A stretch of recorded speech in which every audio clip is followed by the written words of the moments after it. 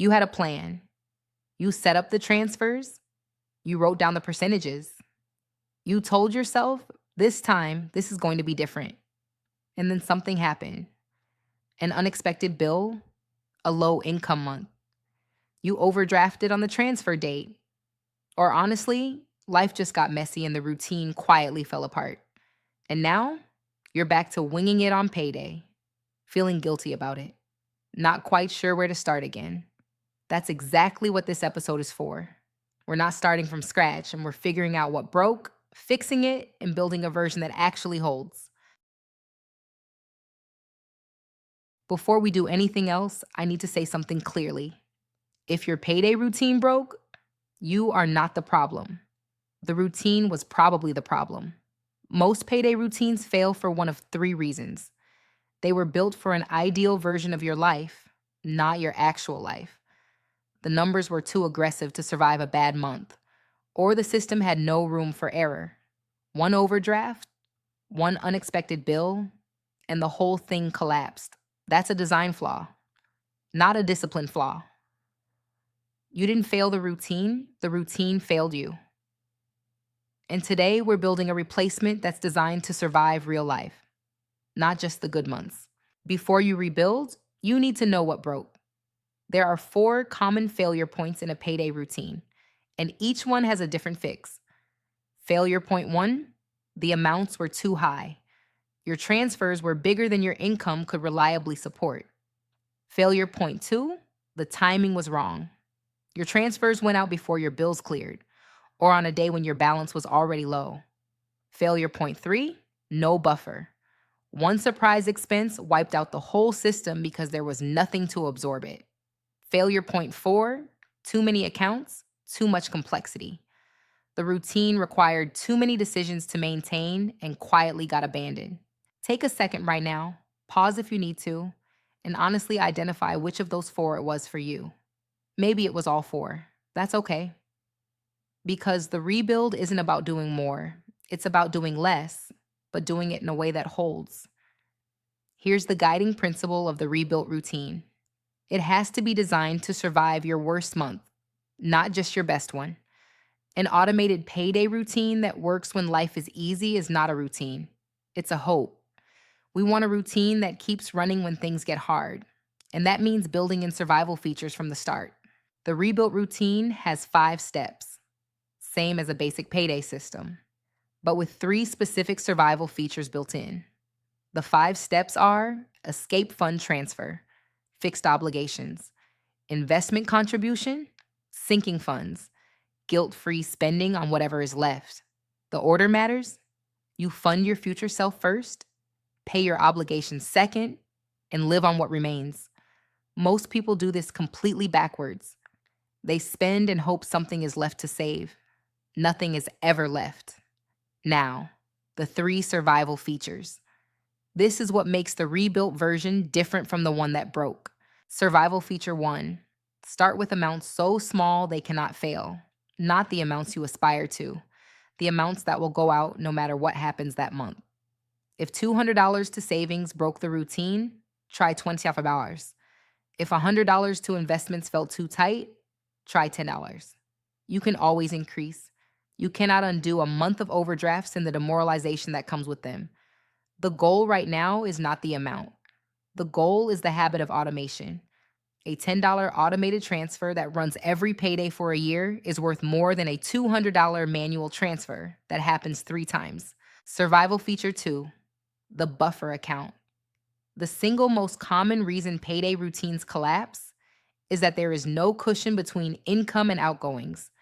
Your salary lands, your transfers go out.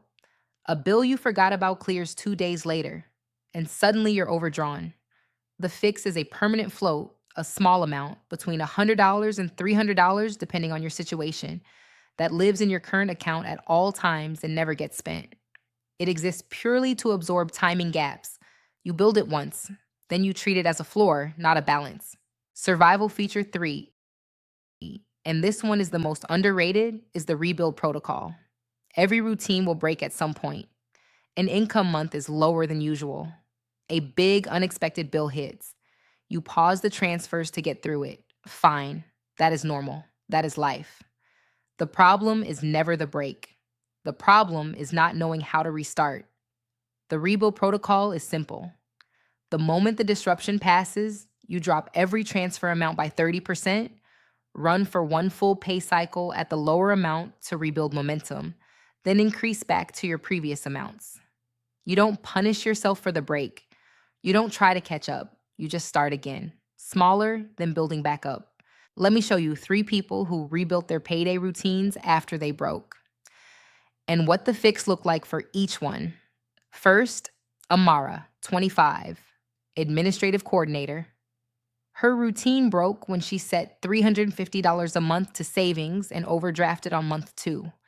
She was embarrassed and stopped entirely. The fix?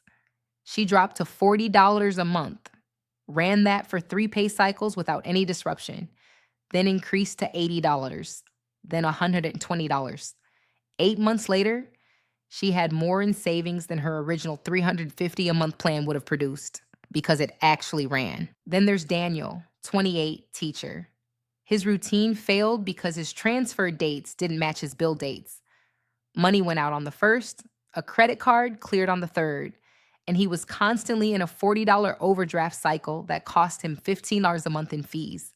The fix? He shifted his transfer dates to the 5th, 2 business days after his salary landed and after his major bills cleared. One change. The overdraft cycle stopped immediately. He's been running consistently for 11 months. And Priya, 31, on inconsistent freelance income. Her routine broke constantly because income varied month to month.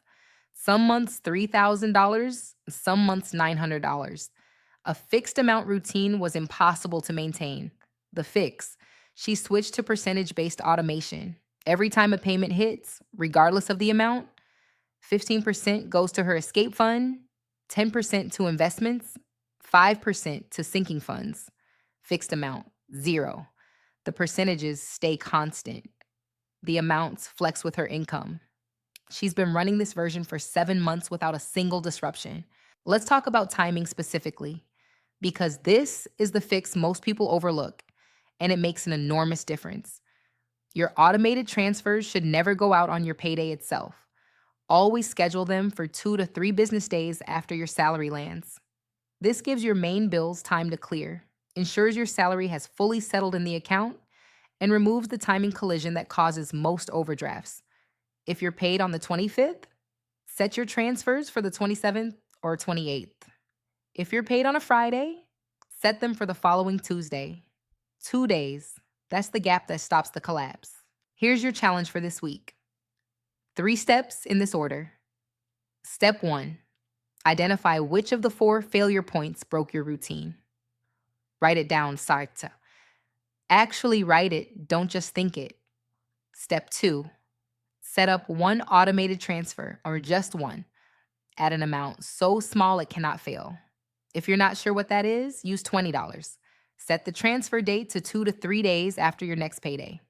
Step 3, do nothing else for one full pay cycle. Let it run. Watch it clear.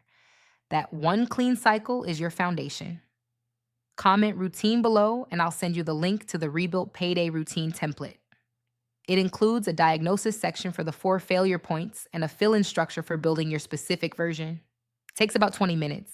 I want to address something I know is sitting in the back of some people's minds right now. Chloe, $20 is nothing. That's not going to fix my financial situation. You're right that $20 is not the destination.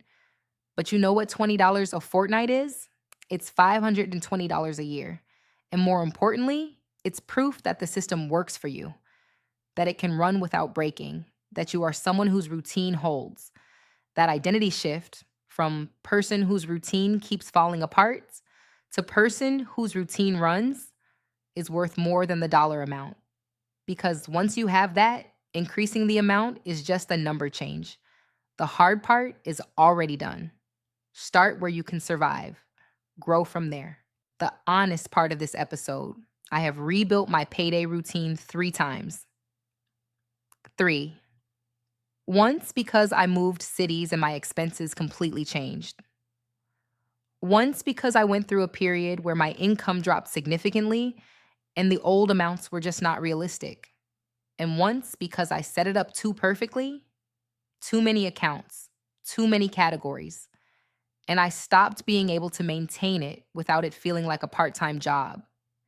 Each time I rebuilt, I started smaller than before. Each time it held longer than the previous version. Your payday routine is not a one time setup, it's a living system. It changes when your life changes. Rebuilding it isn't failure, it's maintenance. The only version that fails permanently is the one you never restart. This week's loud budgeting moment. Someone at work was doing a group gift collection for a leaving present, a generous group gift collection. And I said, completely honestly, I haven't built my sinking fund contribution back up yet after last month, so I can only do a small amount right now. And you know what happened? Nothing. They said, great, whatever you can do. And I contributed what I could without any guilt. Loud budgeting is not about announcing your finances to everyone. It's about being honest with yourself first. The routine gives you that clarity. You know what you have, you know what you've committed to. Everything else is just a number. Comment routine for the rebuilt payday routine template link. If this is your first episode, welcome. Go back and start with episode 2 for the escape fund, then come back here. I'm Chloe. Rebuilding is not failure. Keep figuring it out. See you next week.